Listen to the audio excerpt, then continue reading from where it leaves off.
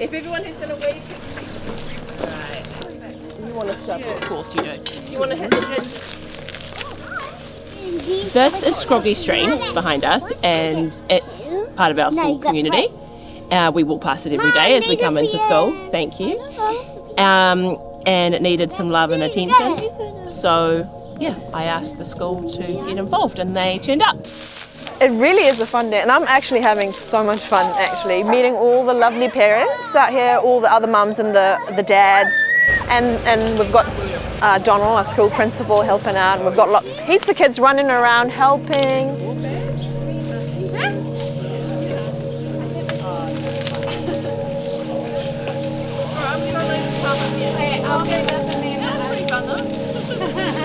So the school has a regenerative vision, and the regenerative action compass sits inside that regenerative vision, and that regenerative action compass comes through from ORA, the Regenerative Action Lab.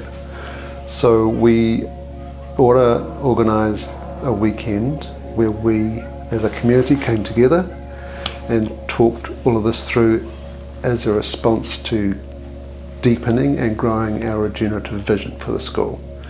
And in the process of that, the community came up with all of the ways that they could see that the school could do to grow the plan, and the regenerative side of the plan to include the community and the wider community of the school.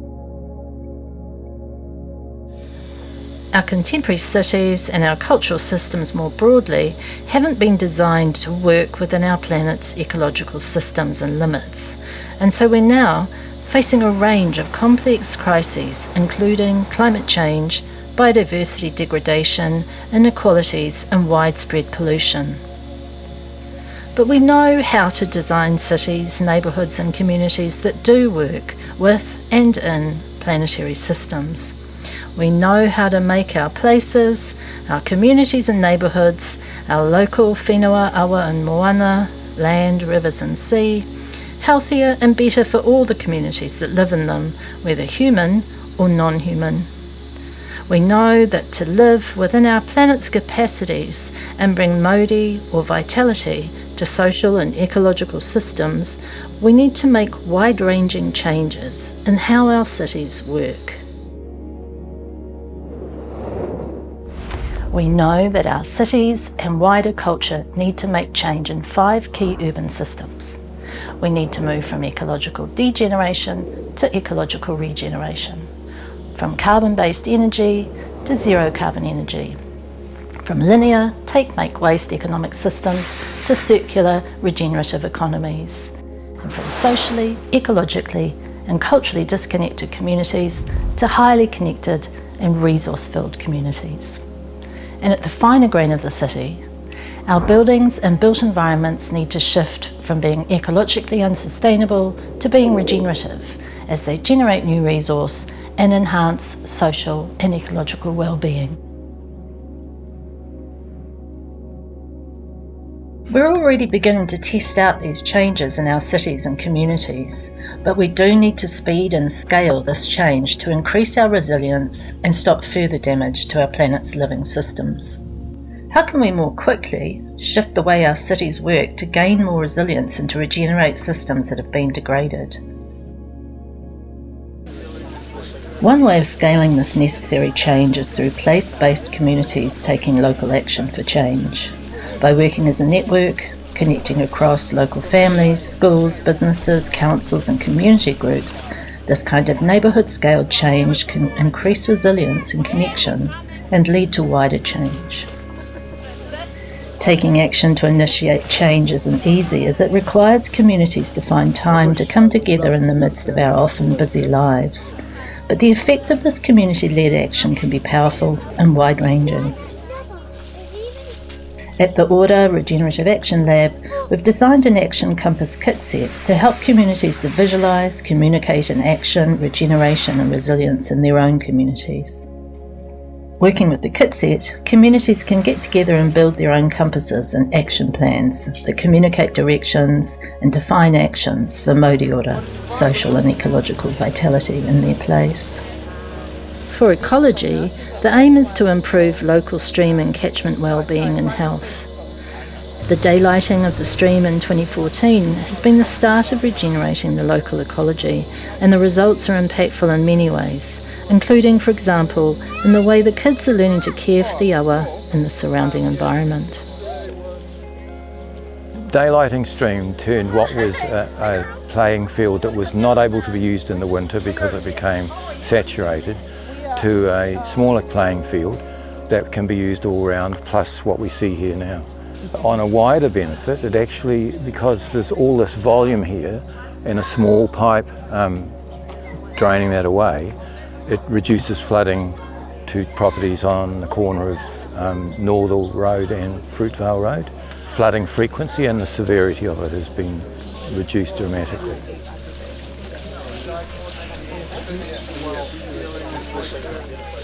We are building organic matter into this soil, and that has the ability to be able to hold and retain water runoff that's coming down from the land contour of the school and support the health of that local stream.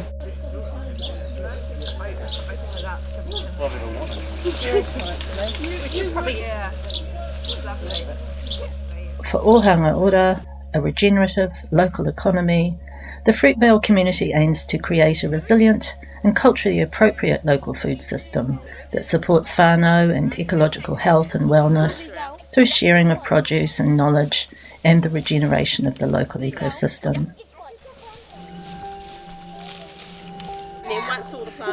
A resilient and culturally appropriate local food system supports whānau health and wellness through sharing of knowledge and produce, supporting recycling of waste, clothing, technology and other goods or services enables a more circular economy. Composting local organic waste streams and then using that, applying that to grow food, to apply the resources around us in a way that engages people more in their place, not less, in their place, right? This school is part of this community, these families. Collecting the food resource in a bakashied system and bringing it here and then diverting it into the banana swales or into the carbon cycle boxes. And what we've seen from being able to bring this resource in and keep it localised as well, the ability for the school to be able to do a lot more growing, produce a lot more garden beds, and the students also being able to engage with those processes has been really, really valuable. We are in the garden that we use as part of the Garden to Table program to inspire a love of growing, flowers, food, healthy children, and it produces some of the food that we then take over to the kitchen and then cook up and eat together. It's a safe place for kids to come and enjoy themselves and learn about the natural world. For Hapuri Ora, or vital communities, the aim is to support social and ecological connection. Strong bonds are forged in the wider community during awa, river and mara garden working bees, and between the children as they share the food they've grown and cooked together. Other actions here include advocating for Fruitvale as a bikeable, walkable, ecologically connected neighbourhood. A sense of independence and interdependence in communities, and that centres often around food. And there's opportunities for relationships to build in different ways. It's really special, you know, it's good.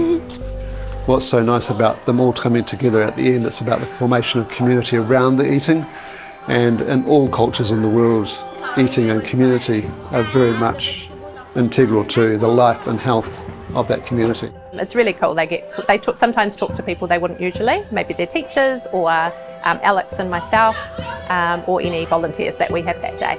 And they're all eating the same thing. Do you know what I mean? It kind of brings, and the fact that some of them prepared it for the others, it's like a gift. They're like gifting to each other their time and their work, and I think it bonds the class as well. Fruitvale School acts as a community hub for culture, health and innovation, supporting Fruitvale children, whānau and community. Current actions here include working with students to design concepts for future school spaces, generating their own local energy with roof-mounted solar panels, and using low-carbon materials. I think the wonderful thing here as well with Fruitvale School is that they are really focusing on children and their education and their learning at a holistic level. The ability of what they can learn by seeing and engaging and actually seeing the aliveness that's taking place is really, really, really important. He definitely loves the school life, he loves going to table, he loves all of that. Yeah, definitely. Oh, they love the school, yeah. My son has never had a day in his school life where he hasn't wanted to come to school. He always wants to come, always wants to be here super early. So. I always like to sit down with them as well, you know, because it's like their time and their opinion is valuable to me. So we sit down together and sometimes we'll talk about what we did that day, sometimes we'll talk about other stuff, but yeah, I always like to eat with them at the end. It's like bonding, right? Bonding over food.